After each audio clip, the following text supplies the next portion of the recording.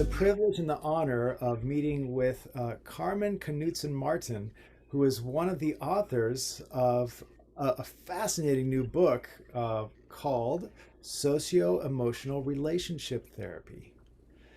And Carmen, first of all, mahalo for joining us. I'm really happy to be here. It's such a pleasure to meet you, particularly after a couple of things. One is just reading some of the chapters and wow, how you came up with this, which we're going to get into in a moment. But then also to hear that you're at Lewis and Clark University, which is in Portland, Oregon. And my mother lives in the region, so I'm just fond of the area. You know, go Portland Weird. Um, Including, if I recall, there's some kind of a bicycle thing that they do every year. A nude bicycle ride, yes. And that's happening sometime soon. I hear. I'm not sure, but I imagine they wait until the weather gets warm enough. well, I'm glad to hear that at least. Yes. That makes sense. So, Carmen, I would love if you wouldn't mind just giving us a high level overview of what this amazing book is all about. Well, socio-emotional relationship therapy is an approach that evolved when Douglas Hunegart and I at Loma Linda University met and started working together. And we both worked uh, already from a feminist perspective. Um, but we wanted to be able to articulate how we did the work to work with cultural issues, societal issues, as well as gender. So we started having doctoral students observe us, and then we started an action research project. Um, and we used qualitative methods. So basically, what we wanted to do was be able to look at our work and then study it to see what were we doing when it worked and do more of that, you know. So we wanted to improve our own practice, and then we hoped it would also provide some lessons for the field. As we did that, one of the a couple of big learnings happened. One was that we needed to begin by seeing people, by attuning to people in their sociocultural context. Like we couldn't really make sense of anything without starting there. And most clinical models begin with the model, and then they tack on afterwards some kind of sociocultural, well, you do this in that case, or but this was where we started. How do we relate to people through that lens?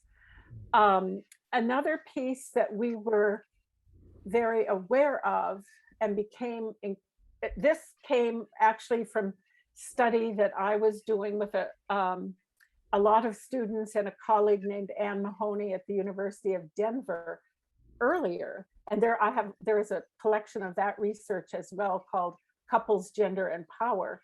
And these were studies of non-clinical couples where we knew that they were interested in having relatively equal relationships, or they did not say they wanted to organize their relationships around stereotypic gender ideals. But as we did the qualitative work of examining how they described their relationships through the questions we were asking, nearly all of them fell into unequal relationship patterns that tended to be gendered.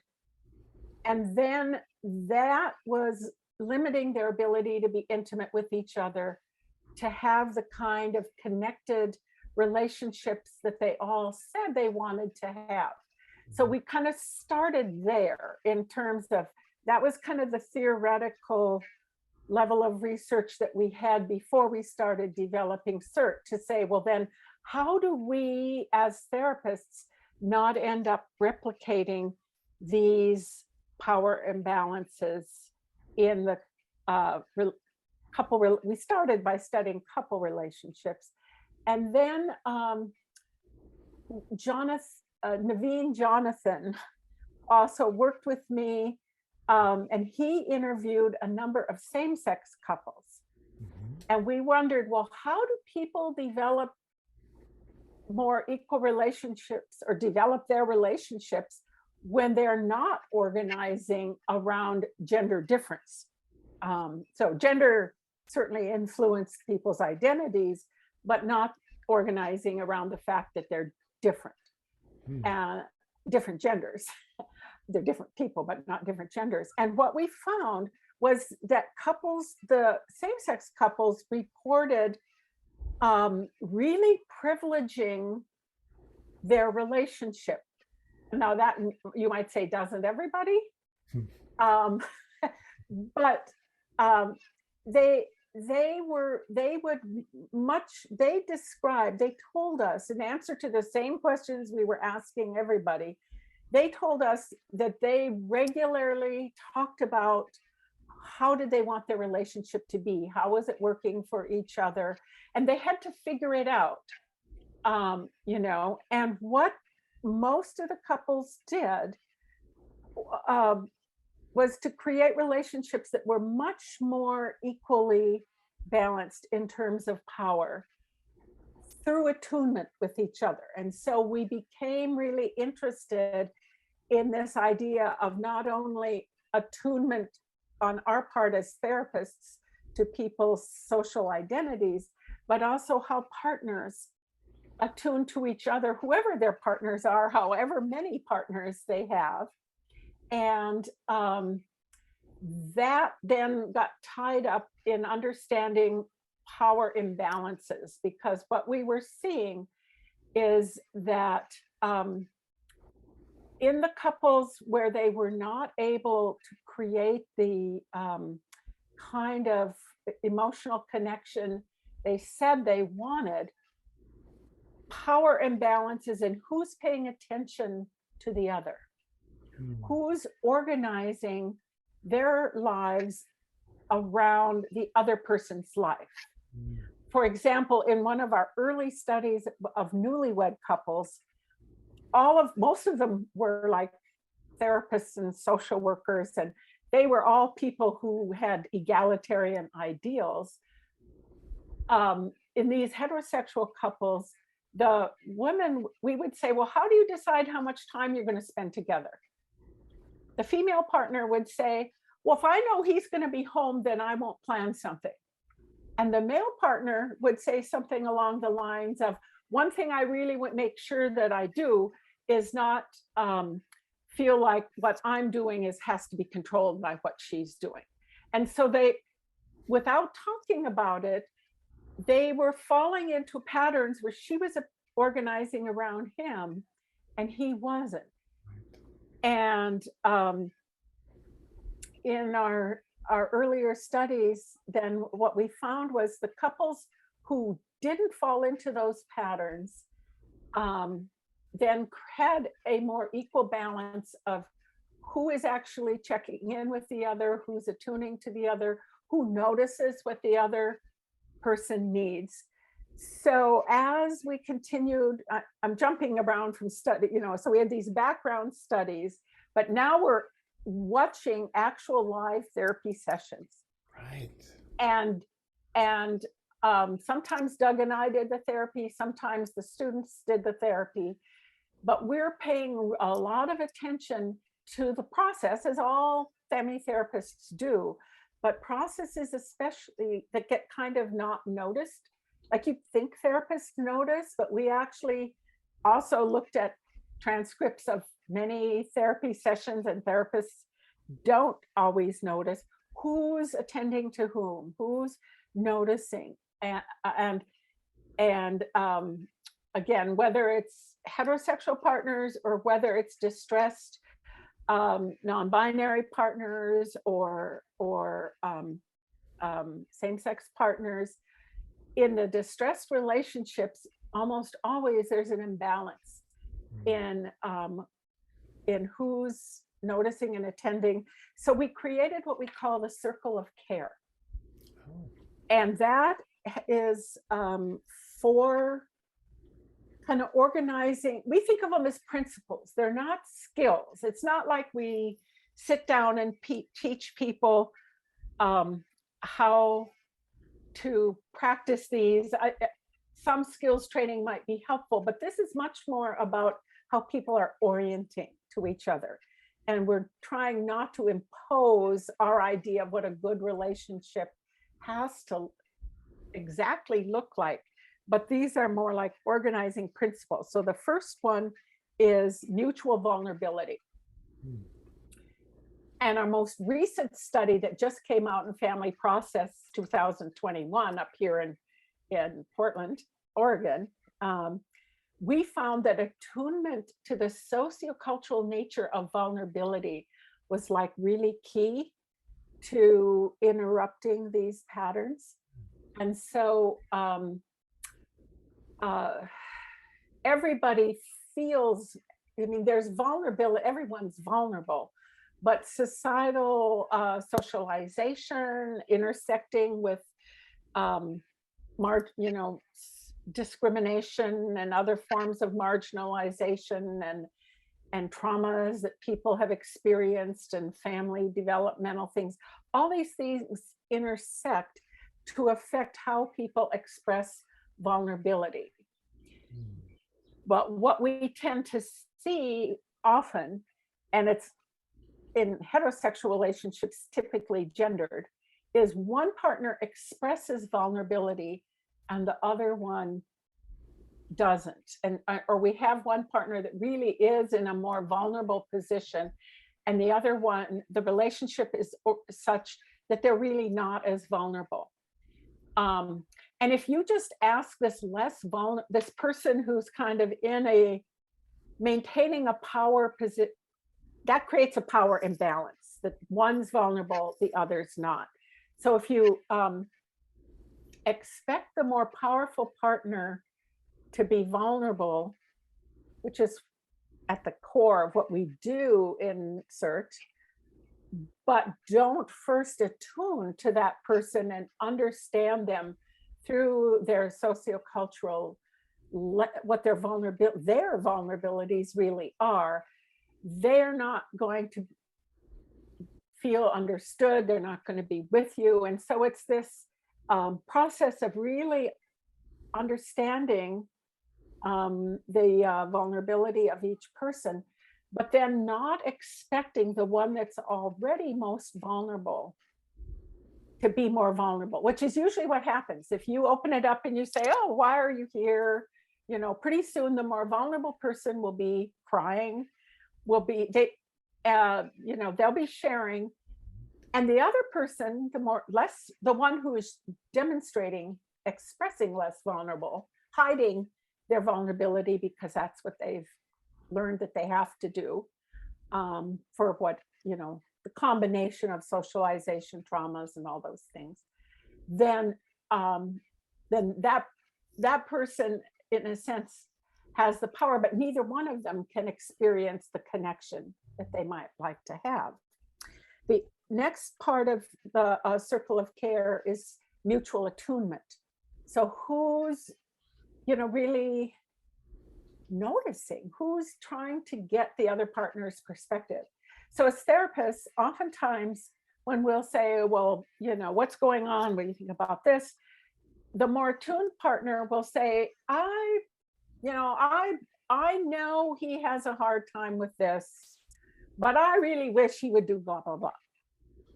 The less attuned partner says, she should do this, she should do that. And it's another kind of power imbalance, but it's subtle. In fact, I'm exaggerating a little about the tone of voice and such sometimes.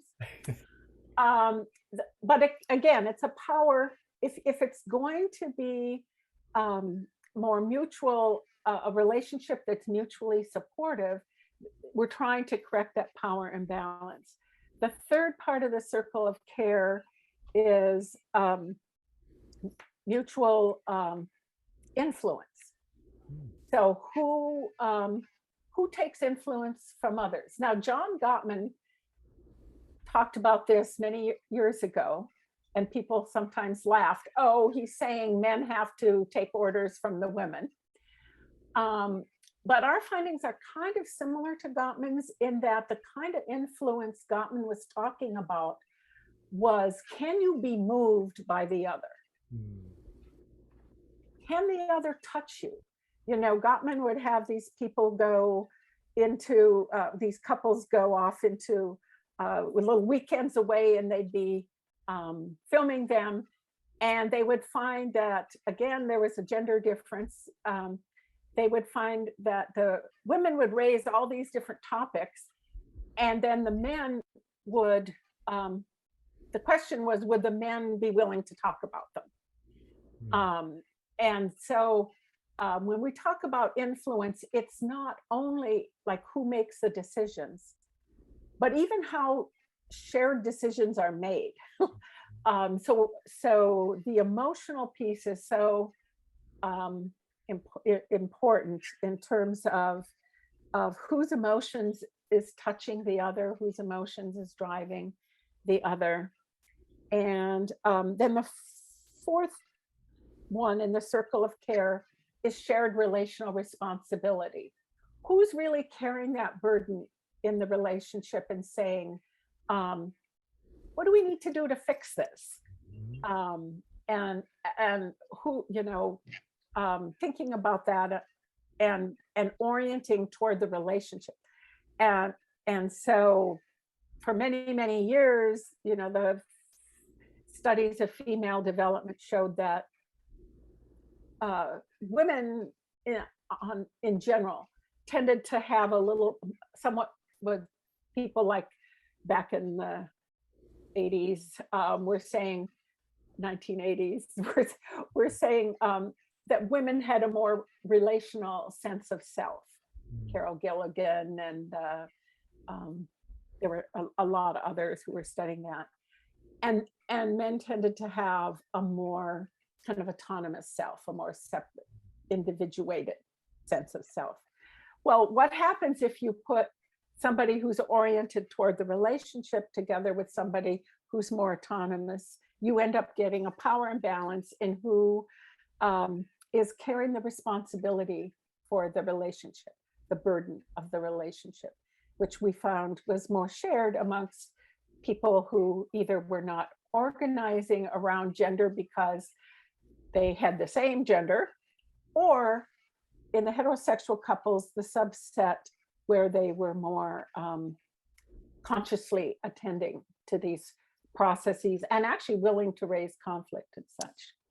So we learn to assess and be attentive to the in-session power dynamics that are based on the understanding of the circle of care and the sociocultural attunement to the larger society.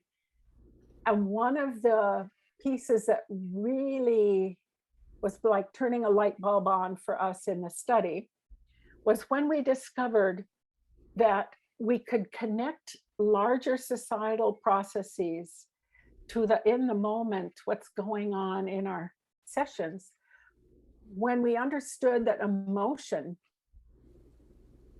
is not buried inside the individual, but it's a link between the individual and the larger society. So emotion, we experience it viscerally, our heart starts to beat, our palms sweat, or our stomach churns, the tone of our voice changes, all these things. But the meaning and the context that gives rise to that emotion is socio-contextual. So when we notice that somebody, some word or whatever, something has emotional salience, we can expand the lens outward to really try to get at what societal messages, what social discourses are telling the person, this is so important, this is who I am, and such like that. And so that is why we call it socio.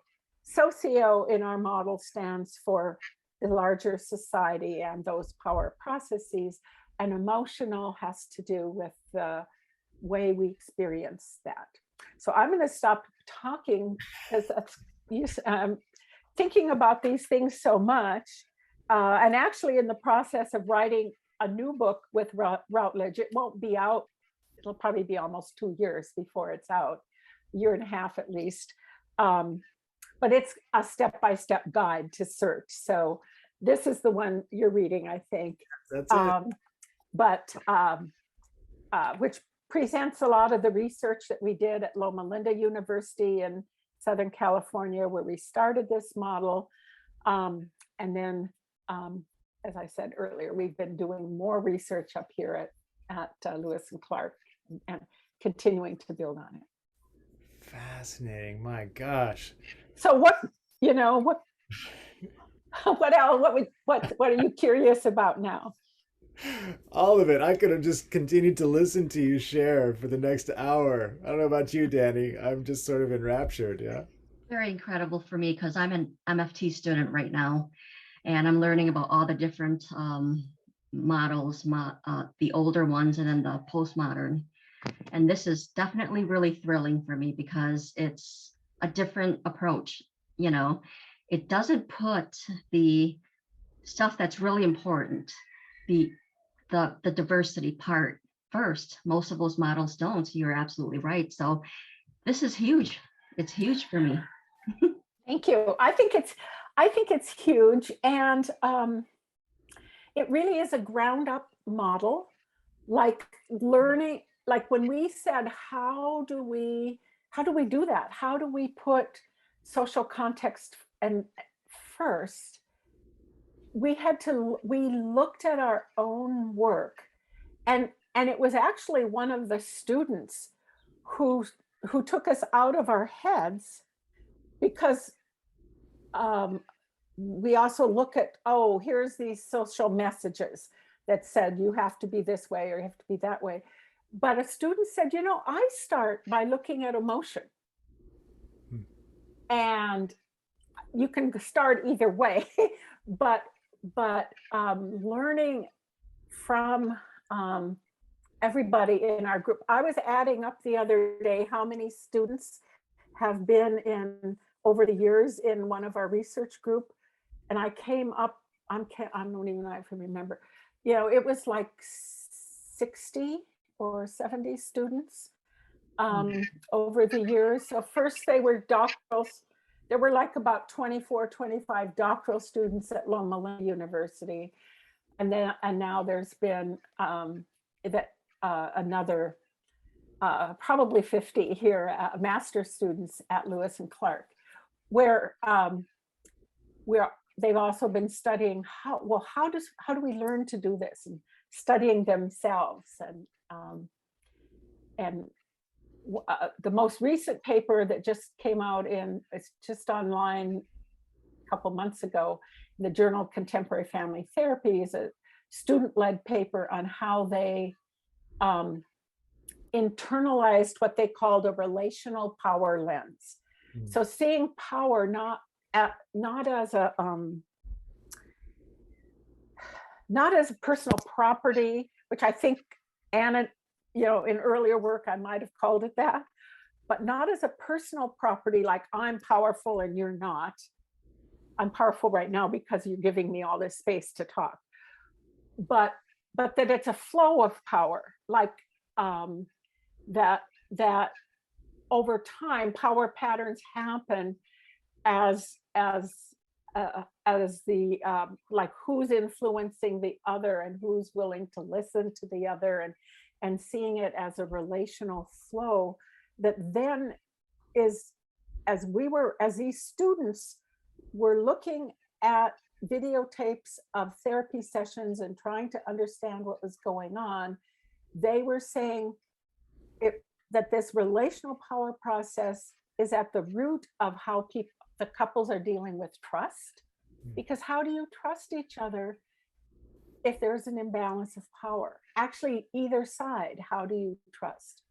they were looking at it in terms of conflict. I mean, like, in order to really resolve conflict, you have to have a balance of power. And so all these things that we always deal with as couple and family therapists, these ways of how we communicate, when is it safe to be intimate, really having a relational power lens. That's what the students called it in this last study. Was we've just been learning so much. This is the one. You've got it. Yes. I do. I just finished it. It's incredible. It really is. What an experience for them. Yes, but it was an experience for me too. I mean, it's like I didn't have to. I wasn't so much telling. I would help provide some framework and stuff, but I wasn't teaching the students so much as we were learning together, and I was learning from them as well as, Nice. they were learning. Wow. Wow. Yeah. Just to highlight some of the underpinnings, because I appreciate that you delineated some of the sources of some of the thinking that went into SERT. Contextual family therapy. Yvonne Bazarmany-Nagy, right? You pay homage to that work in relational ethics, and that's pretty obvious if you start getting into the book. Interpersonal neurobiology. You name some of that stuff, which I'm a huge fan of. And the social constructionists. You got it. Too. Yeah. And I think that is what's unique. It's the putting together of these things. There's a lot of attachment theory in it also. I mean, the interpersonal neurobiology is kind of like the attachment piece, and but there aren't many people who are putting all those pieces together, and it really is. I never knew quite how to categorize it, but we are having a chapter in the new version of the clinical handbook on couple therapy. We've been invited to have a chapter, and Jay LeBeau and oh my gosh, Snyder, Doug Snyder, they categorized us as a post-structural model. And I think that's correct, because we begin with the idea that the issues that people are struggling with are socially created. They are because people are falling into these patterns and enacting their felt identities that are based in their socio-cultural locations. But then we connect that up with the interpersonal biology and with the idea of the relational ethics. And there's certainly attention to sort of basic interaction patterns, that go back to the foundations of the field in structural therapy and such like that. But I think the thinking is pretty post-structural. Yeah, what a wonderful framing of the model, a post-structural approach. It really is, it's a wonderful amalgamation of a lot of different and equally important lenses. And as Danny offered, I really appreciate the privileging of those. You might borrow the term intersectionalities, or the social cultural components, but I really appreciate this idea that emotion is connected to the meaning that we make, which comes from that social constructionist perspective. Wow, just wonderful approach, and I can't say enough how excited I am to continue to read this book and learn more about it, this approach. Danny, any closing comments? I can't wait to read your book. Thank you. Thank you. Um, I'll put a plug out there. There's another book that you may or may not be using. Um, Socioculturally Attuned Family Therapy, Guidelines for Equitable Theory and Practice. Teresa McDowell is the first author. I'm second author. Maria Bermudez is third author. And many programs are using that now. But we have a new edition of that coming out this fall. And there is a whole chapter in there on SERT as well. And then there's a chapter, the final chapter is on applications of socioculturally attuned thinking outside the therapy room and out in the field. But each chapter in that book takes a foundational model of family therapy, like Bowen, like structural, like narrative, and all of that. We have 10 of them, and we apply it through a sociocultural lens. oh gosh. And so that's another book you might want to check out for your Well, guaranteed. program. Guaranteed. I'm going to go pick that one up next. All right. My summer reading is set. That's for sure. Wonderful. Well, if folks have questions or comments, Carmen, what would be the best way for them to reach you? Well, my email is pretty simple. It's Carmen, Carmen, at Clark, stands for Lewis and Clark, lclark.edu. So I'm happy to get emails. Thank you so much for being a frontiers person in our field, and again for sharing your time with us today. Thank you so much for being interested in what we're doing. Well, aloha to all who are watching this. Mahalo, Danny, for joining us as well. So, hui hou.